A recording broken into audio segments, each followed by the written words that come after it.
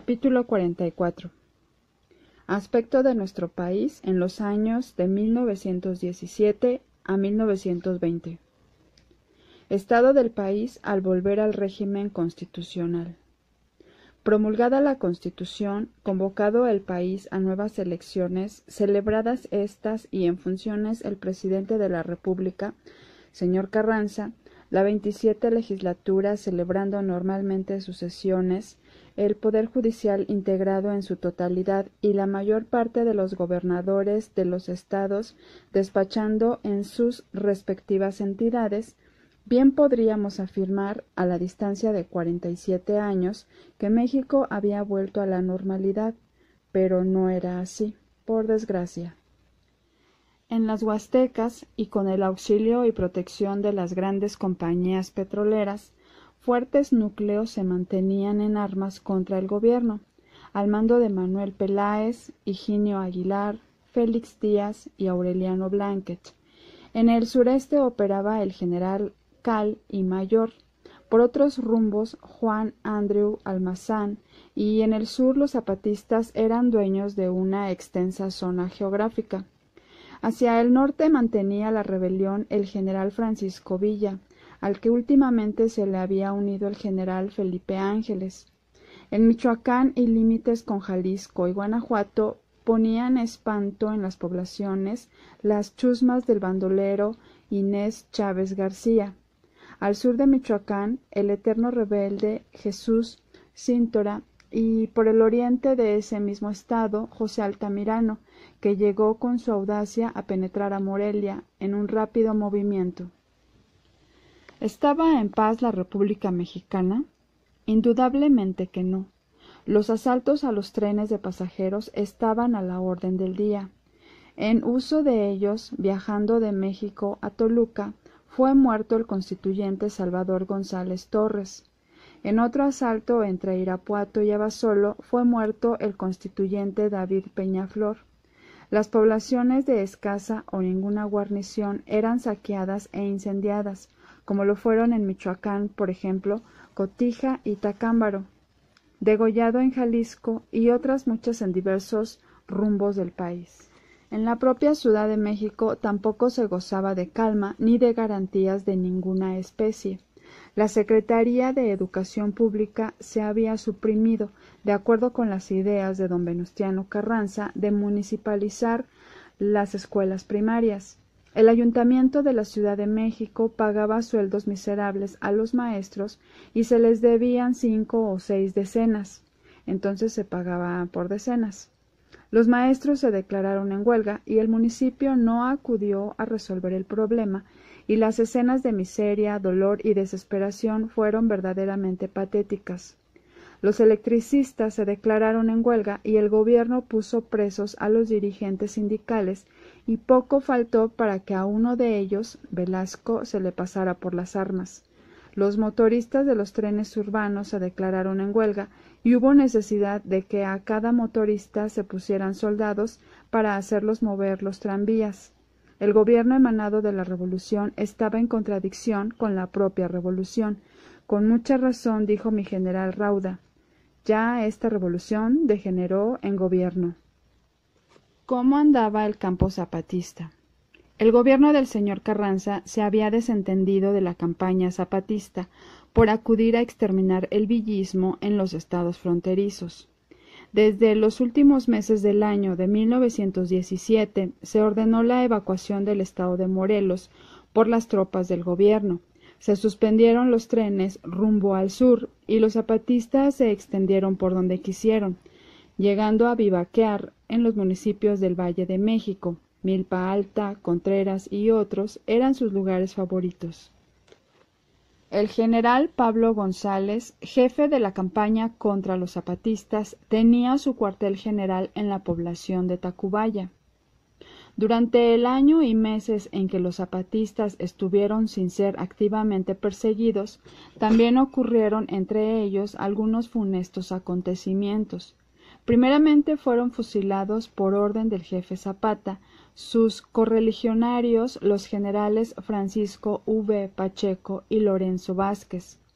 En mayo de 1917 dispuso el propio jefe el fusilamiento del general y profesor Otilio Montaño, y en noviembre de 1918 uno de los generales zapatistas más ameritados lanzó un manifiesto haciéndole fuertes cargos a Zapata y excitando a todos los surianos a desconocerlo. Tal general fue Manuel Palafox, que batido por sus compañeros se le dio muerte. Muerte a traición del jefe Emiliano Zapata. A principios del año de 1919, el general Pablo González emprendió una formal batida en contra de los zapatistas, logrando el general Zuazua arrojar a Zapata de su campamento de El Jilguero, y en esa batida murieron los consejeros del caudillo, licenciados Zúñiga y Lecuona. Se pusieron destacamentos en todos y en cada uno de los pueblos, y un jefe de destacamento entró en relaciones con Zapata, pues en el fondo era un admirador de sus ideas. Llegó a oídos del general Jesús Guajardo las amistosas relaciones entre uno de sus subalternos y Zapata, y aprovechándose de la correspondencia que ambos se cruzaban, hizo saber a Zapata que él, Guajardo, deseaba pasarse al zapatismo y abandonar las filas gobiernistas. Don Emiliano puso algunas condiciones a Guajardo, las cuales fueron cumplidas por éste, tales como atacar una guarnición gobiernista.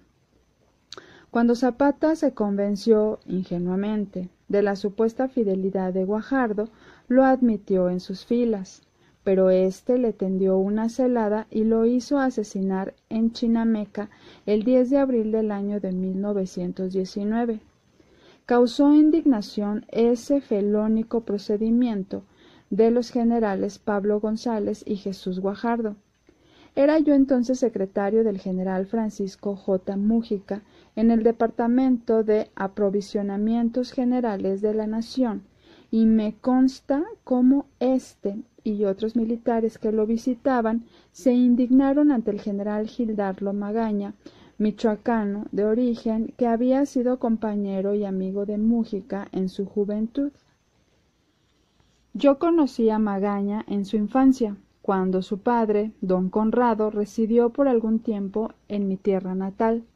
Después tuve la honra de ser su amigo durante su gestión como gobernador de Michoacán. Era un hombre de grandes cualidades. Mueren otros jefes rebeldes.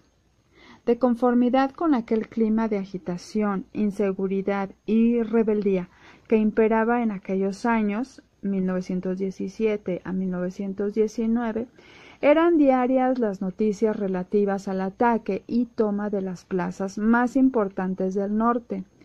Villa atacó a Chihuahua, marzo de 1917, defendida por el general Murguía. Este cogió gran número de prisioneros y a todos los mandó colgar en los árboles del Paseo Colón. En Oaxaca se rebeló el general José Isabel Robles, que, aprehendido en abril de 1917, fue fusilado inmediatamente. En Tamaulipas levantó la bandera de rebelión el general Luis Caballero, 1918. En Chavaxtla, Veracruz, fue combatido por el general Guadalupe Sánchez, el exfederal, ahora rebelde, general Aureliano Blanquet, uno de los asesinos del presidente Madero. Se le dio muerte y fue decapitado, llevándose en triunfo su cabeza al puerto de Veracruz, abril de 1919. Villa atacó en junio de 1919 Ciudad Juárez, sin éxito alguno. El general Felipe Ángeles, que se encontraba operando como rebelde al gobierno en Chihuahua, fue aprehendido el 26 de noviembre de 1919 y llevado a Chihuahua se le fusiló. A todos estos males habrá que agregar la terrible influenza española que azotó en nuestro país en aquellos años. Las ciudades, pueblos y ranchos eran diezmados por la terrible peste. Los bandoleros Chávez García y Altamirano sucumbieron víctimas del terrible mal. En los pueblos no tenían otros medios de defensa que formar grandes fogatas por la tarde con hojas de eucalipto, creyendo de esa manera detener el mal.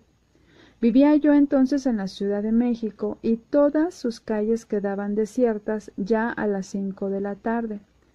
En las esquinas había pilas de difuntos, unos en cajas, otros envueltos en petates, esperando el paso de las plataformas de los trenes eléctricos a las primeras horas de la noche para llevárselos al panteón y enterrarlos en grandes zanjas, a la manera de fosa común.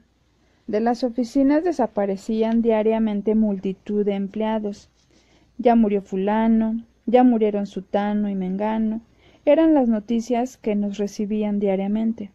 México estaba bajo el imperio del pavor, hambre, peste y guerra.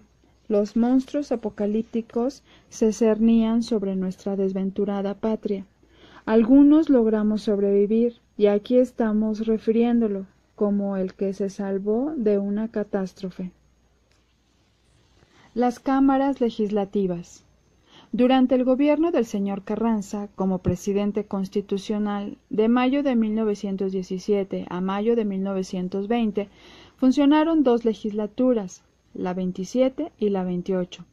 Cuando se escriba la historia de ambas, se verá que a ellas fueron enviados algunos proyectos de ley por el Ejecutivo, moderando los artículos avanzados de nuestra Constitución.